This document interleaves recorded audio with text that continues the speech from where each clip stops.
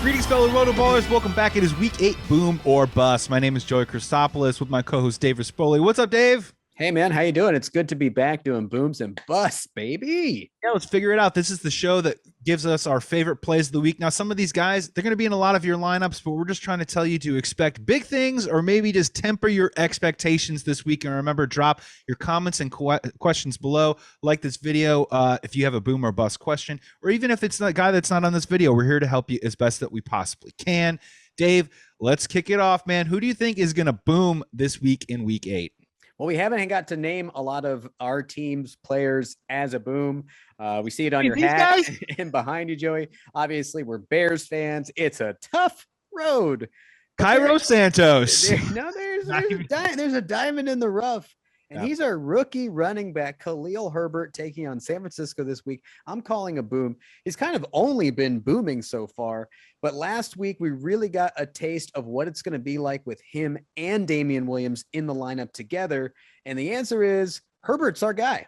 Yep. He outsnapped Damian Williams 45-9. And he's one of only 3 running backs since 2018 to break the 100-yard mark against Tampa Bay. So even against one of the toughest run Ds, the guy is still booming. I love him this week for San Francisco, who just gave up 107 and a tutty to Jonathan Taylor. Yeah, that's a great point. You know, San Francisco previous to that game has been a little on the stingier side in terms of opposing running backs. But man, Herbert, when he hits that edge, I think he's got a home run ball and I'm coming sometime soon. Absolutely. I think maybe it could be this week at home in front of the home crowd. I think that's a great boom call for Week 8. I'm moving on. My next boom, guy who's been on our previous show, the Check Down, check that out, or maybe he's been on this Boom and Bust show. It's Kyle Pitts, folks. I mean, let's be real here. The guy is starting to, I don't know, come to fruition, if you will, of all the preseason hype that was going into him. 282 receiving yards his last 2 games. Look, we said it in the other show. He's not a tight end, okay? He lines up at the tight end position less than 20% of the time in games, especially this last week. He's a wide receiver, so play him against Carolina, folks. I think he's going to see a lot of targets, a lot of receptions. I think he's going to find the end zone again. Carolina's numbers are a little deceiving just because I don't think they've played any real legit tight ends yet this season on their slate. It's not their fault. It just hasn't happened. So I don't think they've seen anyone like Kyle Pitts before. I'm thinking a huge boom again, tons of targets. I'm thinking end zone. That's my boom also for Week 8. Yeah, Pitts owners rejoice. You've suffered through like 5 really tormenting weeks going, what have I done? This was a mistake. You said to send him to London. Send him to London. No, drafting Allen Robinson was a mistake. Drafting Kyle Pitts was a great idea because now you will reap the benefits probably for the rest of the year. Love the call, Joey. Here's my boom. I think the whole team's going to boom, but I'm going to single out Emmanuel Sanders versus Miami. Coming off a bye, love players coming off a bye, way more time to scheme. And right now, Miami's giving up the 3rd most fantasy points to wide receivers. They only have one decent corner, and Howard's been getting beat a lot. I think Diggs is really going to take Howard for a ride. But even so, if Josh Allen decides to avoid Xavier Howard, it's going to be Emmanuel Sanders. This guy has really just been each week kind of ticking up. He's averaging 6 targets a game and has 4 tutties in his last 4 games. I like him even more if Dawson Knox is ruled out. Give me some Manny Sanders. I think we can expect another huge boom week this week. Yeah, Old Faithful, right? And an amazing offense. He knows what to do, knows where to be, and he gets the ball and he scores. Who knew? My final boom for Week 8 is, Dave, I want to go back to the days when me and you were just becoming buddies. We were hopping into my car, and what were we throwing in there? CDs, baby. Throwing them compact discs. I was wondering where this was going. I was like, is there a guy called Fake ID that we could start? Yeah, wait a second. No. This isn't about Rolling Rocks. This is about CD Lambs. Okay. Yes. We're having some Lamb this week in a boom against the Vikings. Look, you're already putting him in lineups. I'm just saying, I think the dude is in for another huge performance. 2 weeks ago before his bye week, 9 receptions, 149 yards, 2 touchdowns. Now look, Dak Prescott with the calf injury. Let's just monitor that. But if he's in lineups against the Vikings, I just really think this is going to be a huge game for him. If you look it up, the Vikings haven't really given up a lot of damage to opposing wide receivers, but guys like Jamar Chase, DK Metcalf, the studs, the people with the real talent in the NFL, they've roasted them pretty good. CeeDee Lamb goes in that category. He's a boom for me in Week 8 as well. Yeah, that's a guy who's just so fun to watch. Really was disappointed I'm in too many leagues with you, Joey, because you snagged him in every league way too early, Who, me? and I never got him. 2 years in a row? Who, me? Yes, Joey. It works. So let's move on to our bus. Speaking of a guy having a lot of fantasy teams, it's this guy. And over the last couple of weeks, I have been very weary and I don't like what I'm seeing. His target percentage has dropped each and every week. Antonio Gibson, talk about having a roller coaster of a fantasy season. You dive into the numbers, he's yet to hit 70 rush yards all season. So forget breaking the 100-yard mark and getting the bonus. This guy can't even get you 70 rush yards. He's truly become a first and second down back who is tutty or bust. That's Antonio Gibson. And now he gets the Broncos defense coming off 10 days of rest and 10 days to prepare for this. They're already a stout run D. I don't like the matchup. I don't like his situation. It's heartbreaking. This has nothing to do with the player. This guy is crazy talented considering that he was a converted wide receiver. You'd think, being a converted wide receiver, he'd be getting all kinds of targets. But no, J.D. McKissick is still a thorn in his side. He's a bust for me.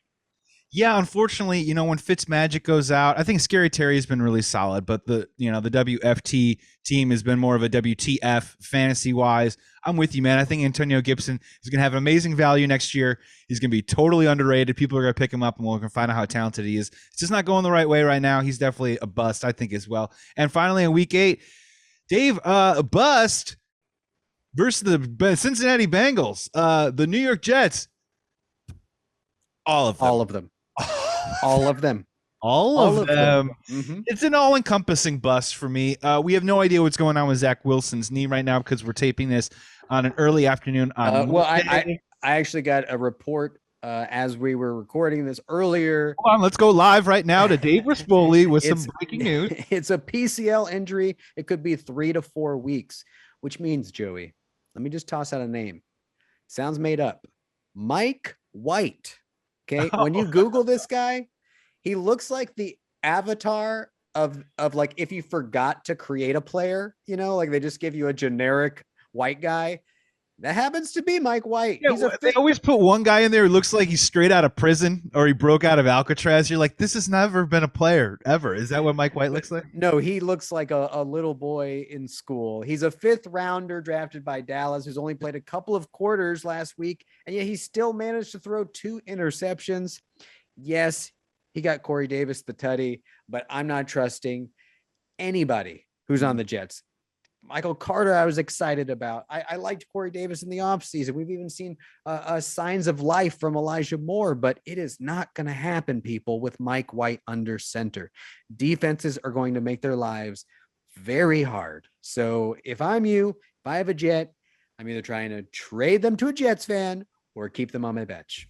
Yeah, or if I'm the Jets, like the football team, bring Nick Foles. Let's go. Hello. Whatever you want. Conditional pick, whatever it is. Dave, before we get out of here, life boom, life bust. You got anything? Yeah, I mean, huge life boom. Lots of people heard me talk about my daughter. There's been a lot of stuff going on with COVID. My folks live on the East Coast. Big boom. My dad got to come and meet his one and only grandchild. It will be his only. We are one and done. The boom is Grandpa meeting my daughter. The bust is broke the news that we will not be having another grandchild to the mother. She's not a fan of that. Huge bust for her. Just 6 more? No, it's just... Sorry, Mom. We's one and done. Joey, what's your life boom and life bust? Well, real quick, we have another breaking news. The approval rating for mustaches with babies is very good. Very good. My dad looks like Super Mario, for those of you wondering, and my daughter enjoyed that. Life boom, just to throw out there, really enjoying the season of Succession, just kind of throwing it out there. Dave will talk about this after the show. Please. Other life boom had some delicious brisket from Lou's Barbecue out in the Highland Park area of LA for anyone that's interested. Very specific. But I will keep just there though. Brisket anywhere else, garbage. But just from there, Lou's Barbecue. I'm gonna go with life bust. Dave, it's Halloween week, and I just want to throw something out there for all the Halloween costume people. You gotta, I don't care with the full suits or whatever, we gotta find a place to pee. This is ridiculous. Like, come on, we've done it with jeans and everything else in life. You're telling me that I gotta put on my Thanos costume this weekend and there's no pee hole. You gotta and they all tie in the back. Like, what do we do in Party City? Seriously, like, I get it, but like, we can figure out a way where it can be like hidden or something, or some sort of flap or whatever. But like, it's the 21st century. It's 2021. That's my life bust. Everyone wants to wear the costume, but they don't want to go to the bathroom, so you end up holding it forever. It turns into a whole mess. Come on, people, we can catch up with the times. That's my life bust on that one. And that's going to do it, Joe. We'll end on not being able to pee in a costume, because I can't think of a better ending than that heading into Halloween weekend, everybody. Hope everyone has a fun and safe Halloween weekend. But more importantly, I hope you win your league. And I hope you win the game this week, week 8. Go get them. Throw the questions below, and we'll get to them, folks. Yeah, thanks for checking out this RotoBaller video, boom or bust. Yeah, as you said, comment or question. Joey Christopoulos, Dave Rispoli. Thank you so much, guys. We'll see you next week.